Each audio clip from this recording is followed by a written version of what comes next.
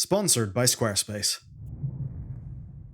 Brace yourselves because Sylvanas was right, the jailer's warning is paying off. The Shadowlands actually did mean something, which is rather shocking. And you might be thinking, Michael, have you absolutely lost your mind? Have Blizzard's crack squad of elite men finally got to me and ruined my brain?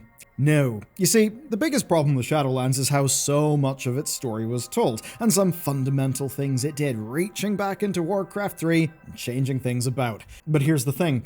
It happened. The Warcraft verse has to deal with that, and I think Blizzard are doing a good job at taking the cool lore and pulling it forward, and kind of just ignoring the stuff that we really didn't like. But what did I mean by any of that? Well, Sylvanas did say the world is a prison. And what did we discover? Well, we discovered Azeroth chained at the center of our planet. That, at least, is all true, according to Blizzard's current campaign to hammer Shadowlands back into Warcraft lore. You may be wondering what the hell I'm talking about? Well, pretty simply, it's this. My penance, my true work has only begun, little sister. The Shadowlands are not at all what they seem. I cannot rest until I've uncovered the truth. Still, I hope to see you both again, before the end begins.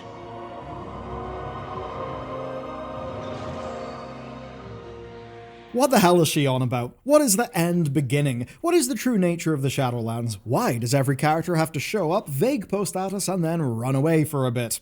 Well, Blizzard has clearly set Sylvanas on the trail of another conspiracy, and it's one that goes back to what Metzen said was at the core of the World Soul saga. A conspiracy orchestrated by the Titans. Now that's the sort of thing that we've had at least some idea of really since Wrath of the Lich King, and even in the Shadowlands expansion, we were all speculating about Titan involvement because, looking around the place, everything did seem to be kind of in their art style. Now, here's the short version. The Titans have totally wrecked how the universe works. They've been going about the place and changing everything to suit their ends. They turned the Shadowlands into basically a power plant to fuel their ambition of ordering reality. But the problem is, doing that had huge consequences. Such as, death kind of stopped doing its job. It stopped being the final barrier against everything in creation just being consumed by the void. And that is something we're seeing xal'atath pursue literally as we speak in the Midnight expansion. Now, there is loads to figure out here. This is going to be a pretty broad video, but I think we can do it together. So many people playing WoW, it can be hard to stand out, hard to get the perfect mog. It's a bit like that online. Everyone's online, but the question is, do you look pro or do you look forgettable? And today's sponsor, Squarespace, has been shipping serious upgrades to help you in that, and they're worth paying attention to. Here is Finish Layer. It's the kind of new headline feature. It gives you professional grade animation, scroll effects, and transforms. It's the sort of polish that used to require hiring a developer, and it turns a standard site into something that is immersive, and it's all built into their editor. And of course, that's all on top of their blueprint system that walks you through building your own custom template, asking you what pages you need, suggesting fonts that work together, and a color palette that ties it all together. So you get no blank canvas paralysis, you get guided decisions that are based on their 20 years of design experience. And while you probably know about all their e-commerce stuff, you can actually sell things in person with Squarespace, be it merch, services, whatever. It all works now with tap to pay on iPhone, so you can just accept contactless payments with just your iPhone. No card reader, no extra hardware. And that alone makes Squarespace a hell of a lot more than just a website builder. So you can build your site for free at squarespace.com/BellularGaming. And when you're ready to set it live, use code BellularGaming and that'll get you 10% off your first purchase of a site or domain. Let's set up the mystery. In the War Within's epilogue, we helped Arator regather the Windrunner sisters. Varisa was on board, leading the High Elves to Silvermoon. Illyri was too busy chasing xal'atath, and then Sylvanas, the final of the three sisters, well, she refused to return. At the very least, she refused at the time. But she did tell Arator something. She told him that she had noticed something strange going on in the Shadowlands. That it was too familiar feeling, that it was too ordered. Now, the word ordered being used set off huge lore alarm bells in all of us, because that generally means it was built by the Titans. And what Sylvanas said is basically what loads of us thought when we first entered the Shadowlands and started speculating about what the hell all of it meant. Sylvanas eventually appeared at the end of the March on Quel'Danas raid to face down xal'atath. That's when she reminded us that the Shadowlands are not all what they seem, and that she needs to investigate further, and that somehow what she's discovered is actually convincing her that the end is coming. Spooky stuff. Now, on this channel, on the other lore videos, we've established that the Titans' fingerprints are all over the Shadowlands. Little things like how the souls seem to be used as a power source, which seems like a pretty awful way to handle death in your universe. Well, if it turns out it's the Titans being dickheads, I guess that kind of works. And it all connects to some great lore hints that were there in the Shadowlands, such as us finding the core of a dead Titan in Korthia. We also fought a Constellar, and Constellars are typically servants of the Titans, but of course that was a Constellar who was dominated by your boy Zoval in Torghast. We then saw that the Primus carried memories of Aenar, Norgannon, and Sargeras. So those are all things we speculated about during Shadowlands, and we got really kind of disappointed that it just never really went anywhere. But now Sylvanas basically agrees with our speculation. So let's accept, at least for now, that the Titans ordered the Shadowlands. Well, we know the Titans are coming back to Azeroth in The Last Titan. It's the next WoW expansion, so this stuff is certainly relevant to where the story's going. But how the hell does this fit into a story that currently has xal'atath basically as a villain who is finding herself on the edge of victory? And if you don't know what I mean by that, I'll put it pretty simply. At the end of the March on Quel'Danas, when she sort of zoops down through the floor in that big void beam, well, that's basically taking her to the prison at the core of Azeroth, where, well, Azeroth herself appears to be locked up. Yeah, the world is a prison, just maybe not how Sylvanas thought it was. Now, this brings us back to what I said I would do earlier. Venari and what we learned when we recently met her in patch 11.2. So, at that point, we had just discovered the husk of Karesh. And that was a huge moment for the lore, because we've been wondering what was up with Karesh since all the way back in the Burning Crusade in 2007. Now, when we were there, a alliance of convenience brought together xal'atath, Locust Walker, and Venari. Obviously, xal'atath betrayed us. Quite literally, everyone in the plot expected that she would, but, well, at the time, she did have a compelling reason to help us, and we had a compelling reason to help her, and that reason was simple: death at the hands of Dimensius. That basically, if we didn't stop him, Dimensius would gobble all of us up anyway. Yet, Venari warned xal'atath to keep in line. Now that in itself is weird. How is Venari talking to xal'atath with such authority? Well, because Venari's time in the Maw taught her about what the Void truly fears. And based on her reaction, xal'atath seemed pretty sure that Venari did know what the Void fears. So that means the next step in today's video is figuring out what the hell the Void fears. This question takes us all the way back to 2008 and Wrath of the Lich King. In that expansion, we discovered that the undead were somehow resistant to the Void. Now that's why they could build their greatest fortress, Icecrown Citadel, out of Saronite, why they could build their armor out of Saronite. You see, Saronite is the solidified blood of an old god, old gods being void beings. Now, for mortals, Saronite would quickly whisper the madness of the Void into your mind, right? So if you started wearing this gear, yeah, you'd be powerful, but you'd probably lose your marbles. But for the Scourge, it was just another set of totally sweet weapons and armor to use. Now, at the time in Wrath, the mechanism behind that was never really explained. And Blizzard did say in 2010 that there was more story to tell there, and they kind of regretted that they didn't really get to cover it in Wrath of the Lich King. So, that's one big clue. The next clue takes place in 1,000 Years of War. This is an audiobook that's basically covering the story of Illyria and Turalyon from the point at which they leave the story all the way back in Warcraft 2 Beyond the Dark Portal, so, you know, a 1990s game, and of course until their return in the Legion expansion. And in that audiobook, Locust Walker tries to teach Illyria how to essentially balance the void. And obviously, we kinda just saw how that worked out for her. Anyways, he taught her about the duality of light and void, that fundamentally, light sees one path and shuns all others, but the void sees infinite possibilities, but doesn't really know what one is true. So effectively, they're extreme opposites of each other, yet they're also seemingly part of the same thing, because if you look at a Naru, a being of light, it can turn into its void cycle. So, weird stuff going on there. Now, this concept was referenced once again in the Shadowlands expansion, and it was referenced when we found a Dreadlord-authored infiltration guide, and it stated that the Void Lords were preoccupied by their 1,000 truths, and that Void likes possibilities. Okay, so we've put some evidence on the board. Now it's time to just go a wee bit deeper to really make the connections. On Koresh, in patch 11.2, we ran into two insane references to death and how it interacts with the Void. First, an ethereal geologist sought to cleanse Void corruption from Koreshi Earth. And by Earth, I quite literally just mean the rock under the dirt. It was just full of Void energy. We didn't want that.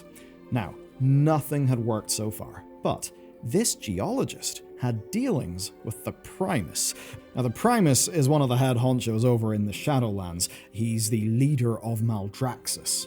So, this geologist brings the Primus's sun lamp to Koresh and uses the sun lamp to cleanse 90% of the Void corruption from the soil samples. So, hey, great, you can go plant some flowers again. How's that relevant to our story? Well, actually, it's quite simple. It's death magic from Maldraxxus obliterating the Void. Okay, now we're beginning to see the connection, but we can go deeper still. There's a scientific paper authored by one of the brokers that is titled Murmuration's Paradox, and it explains how they've traveled the cosmos. Long story short, when Koresh was destroyed long ago, the native Koreshi were split into two factions. There were the Ethereals. They escaped into the Twisting Nether and into real space. That's why we met them in the Burning Crusade on the broken, fallen world of Outland, which was, of course, once home to the Orcs. But there's another group called the Brokers, and they are the ones who escaped into the Shadowlands. Now, they explain that the forces of the cosmos and their realms are split into two categories. The two categories are high energy, which are fel, light, and life, and then low energy, which are death, decay, and the lowest of them all, void. And basically, you need more energy to get into the high energy realms. But here's the key. The path of least resistance is going down the energy levels, down towards death, down towards decay, but not void. And if that seems like total gobbledygook to you, honestly, that's kind of understandable. I guess I just tie it a little bit to say entropy, like a high energy state, low energy state, that kind of thing. Now, the majority of mortals in the Warcraft setting, whenever they die, they end up going to the plane of death, right? Which, of course, we call the Shadowlands. Now, that's big, because it means their souls never reach the void. Death is basically, the lowest basement level they can go to. Or to put it more aptly, it's like a cosmic net that catches everything before it gets taken by the void. It's essentially the ultimate end for a mortal soul. No energy, no hope of getting back into the higher realms, yet unable to fall further, unable to fall deep into the void. Now let's think about it this way, right?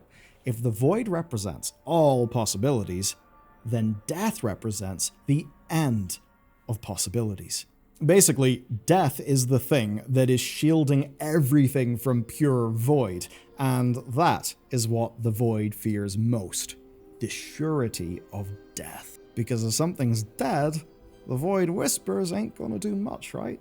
So, perhaps that's what Venari saw whilst she was in the Maw, and what Sylvanas is seeing there now. But they only saw it in the Maw because they got a glimpse of what true death looks like. Basically, they saw an ordered realm of the Shadowlands completely destroyed. They got to see what death looks like without all of the Titans doing without their conspiracy? What went wrong then? Why is death not doing its job, such that now Void is on the verge of just consuming the whole universe? Well, that is where we need to go back to the most controversial moment in the Shadowlands, and the center of Blizzard's mission to drag it back from that controversy. You may know the moment. You see, the jailer realized the Titans had broken the universe before anyone else. Zovaal was right. After that totally wild statement, let me bring all this together for you, right? So we were told the World Soul Saga is happening because of a vast Titan-led conspiracy that stretches throughout the history of the Warcraft setting. Now, this has already been decently hinted at, really since all the way back in Wrath of the Lich King, arguably back even a little further. Now, in the War Within expansion, we discover that Azeroth had been imprisoned by the Titans in something called the World Core. Now, that's the first and most obvious part of this conspiracy, that the Titans went up to Azeroth, saw she was absolutely yoked and full of power, and thought, I need me one of those. We need to turn her into one of us so we can win. That's the most simple version of the Titans' plan, right? Then, of course, there's Sylvanas telling us the Shadowlands is ordered, and that means the Shadowlands is also likely part of the Titans' grand design. But this is where things got a wee bit tricky for the Titans. In ordering the Shadowlands, so building all their stuff, making all of their Eternal Ones, 3D printing their gods, they actually cut it off from its natural function. Its power no longer keeps the Void in check, and now it looks like a power plant for the Titans' designs, right? So it's almost as if the Titans redirected all that good shit into what they wanted, but really didn't think about the consequences. Finally then, we have Sylvanas telling us that the end is about to begin. And if I have to say that again, I swear I'll go mad. I mean, come on. I will see you in the beginning of the end of the middle. A little bit tropey, Blizz, but I do get what they're trying to say. Now here's where it all locks into place for us. Everything we've learnt about the Titans from Classic through to Battle for Azeroth, everything we've learnt about our World Soul from Shadowlands onwards, and finally, the Jailer's warning about it before he died. If you know the quote, say it with me. You preserve that which is doomed. A cosmos divided cannot stand what is to come. Usually, we focus on the what is to come bit, and we think, oh great, it's Blizzard vague posting the next villain, the super jailer of the people before the Titans, the first ones, the before ones, or some silly gumph like that. But no, let's actually focus to the beginning. We're preserving a doomed system. So in a way, you could say Morpheus showed up and gave your boy Zovaal the red pill many years ago. Now, to understand why it's doomed, there's a final bit of context we need. The Jailer was the most powerful of a group that we called the Eternal Ones. Now, he was the original Arbiter. Basically, whenever you die, you go into the Shadowlands, and the Arbiter sorts you out, routes you to where you're supposed to go. A bit like the sorting hat in Harry Potter, or just a Wi-Fi router. Now, if we believe that the Shadowlands were ordered, right, created by the Titans, then we have to believe it was the Titans who put Zovaal in that position. And that makes the theory that the whole First Ones thing was basically just a cover for Titanic activity in the afterlife feel a good bit more credible. Because whilst Zovaal, as the original Arbiter, was organizing souls into their various different departments at the power plant, he kinda realized that the whole system was flawed, the whole thing was broken. Now, the official line on what changed his perspective isn't actually to do with Morpheus and the Matrix and a red pill. No, it's that through seeing into so many souls, he learnt about people's lives. He learnt how the universe works outside of the Shadowlands. Because of course, he lived in the Shadowlands, that was all he knew. And when he saw all of what was out there, he got really scared. He saw a flaw, and the whole preserving that which is doomed thing that he said to us is basically about that flaw. That it's fundamentally all doomed because of the flaw, and we don't really know what it is. And he basically said that this flaw in the whole universe has left all of us open to an unforeseen threat. and that threat is the what is to come. And what if I told you that the what is to come has already came? Phrasing. It's Sylvanas, Dimensius, the Void, all that stuff getting consumed. Basically, it's these expansions. Now, during the Shadowlands, this could have been taken in many different ways. A lot of us in the player base, me included, we saw the idea of the first ones. That it wasn't enough to have the Titans, that no, there had to be another pantheon above the Titans. And people just started thinking, great, is it just pantheons of gods all the way down until we're all 100 years old and World of Warcraft has been going on for 85 years? Yeah, it could have been that. It's hard to say exactly. Maybe they wanted to keep their options open to have some new, unforeseen evil for the Warcraft universe. But I think that story has been firmly axed under the new direction of the World Soul saga. It's beyond obvious to me that Blizzard are clarifying the big question marks and confusions of the Shadowlands expansion using the Titans, and they're essentially using this trio of expansions to kind of just tie it all up in a neat bow, so that we, and the Warcraft setting, can kind of be done with it and turn over a new leaf whenever the time is right. So that begs the question, who or what could this threat have been? Well, what if the Titans created the Flaw, and the Void is the coming evil? It actually makes Zoval's words fit pretty much perfectly. Stick with me here. We know Void is the only realm less energetic than death, and that souls can't go there because of death. It basically just catches them like a big net. Now, the jailer only saw everything happening above, right? So he saw the Flaw from looking at all these different souls, but he couldn't see below. He couldn't see into the Void, and he couldn't see what was coming from the Void. No information was coming from that direction. I guess you could almost think of it, I'm playing so fast and loose with physicsy things, please don't kill me, but you could think of it as the other side of the event horizon of a black hole. And that's basically why he was so vague about the actual threat. He knew shit was broken, but just didn't have access to the information. Though perhaps Blizzard's original idea had something to do with the Devourers, which, let's be fair, were a really cool, kinda uncomfortable, weird, unsettling looking enemy design. But to ram this home, this theory ties the Jailer's lore to every major threat of the World Soul saga, an ascendant xal'atath, an all-devouring entity that will literally end creation, whether it's the afterlife or Azeroth. xal'atath's end goal is turning everything into a void that will then gnaw on itself for eternity. An endless just battle for dominance, like what we see with the Dominar and all the fine folks over in Voidstorm. That's the doom of the system, and the only reason it's happening is basically all the Titans meddling messed it all up. And what's even more crazy is we can think about Nosdormu's warning whenever he died.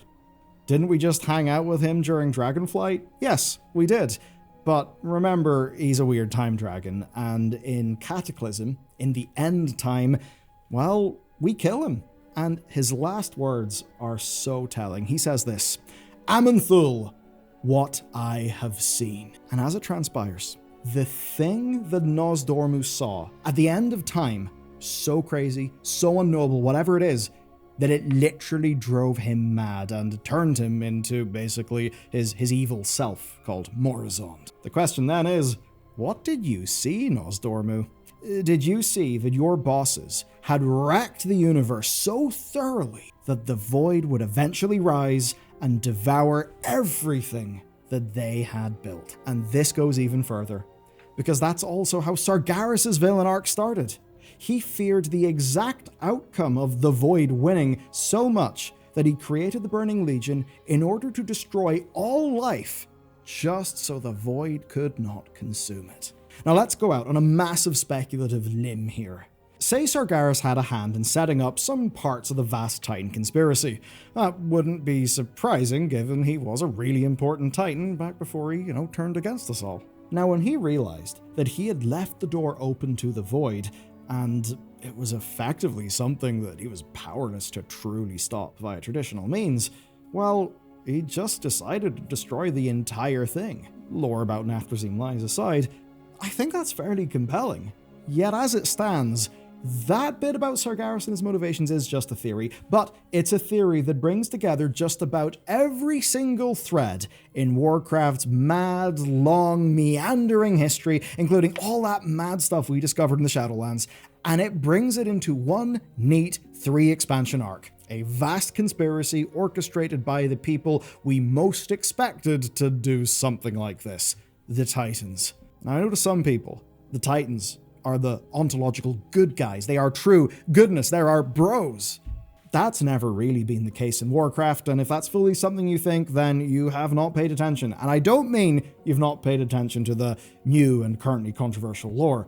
No, I mean you didn't pay attention to Wrath of the Lich King, and even some other lore before that. Like, really, Titan stuff has always been sus.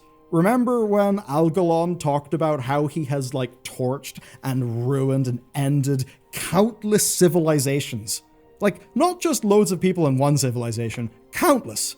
Billions of sentient life forms have died because of the Titan stuff, and we've literally known that since 2008.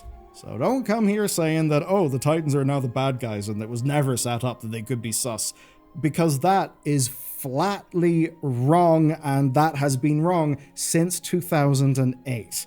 So if you're stuck with me this far, don't let the tourists completely mislead you about some of these foundational Warcraft lore things, because they have been well set up for years and years and years.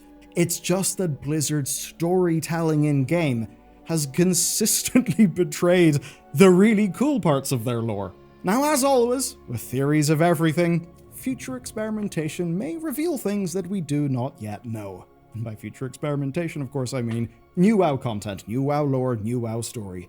We will have to see how this all develops. And if you want to get into the real nitty-gritty of how Quel'Danas launched us into the era of the Last Titan lore, which is what this video has been exploring, then you need to check out this video next. It will answer lots of questions that have probably been floating around your head.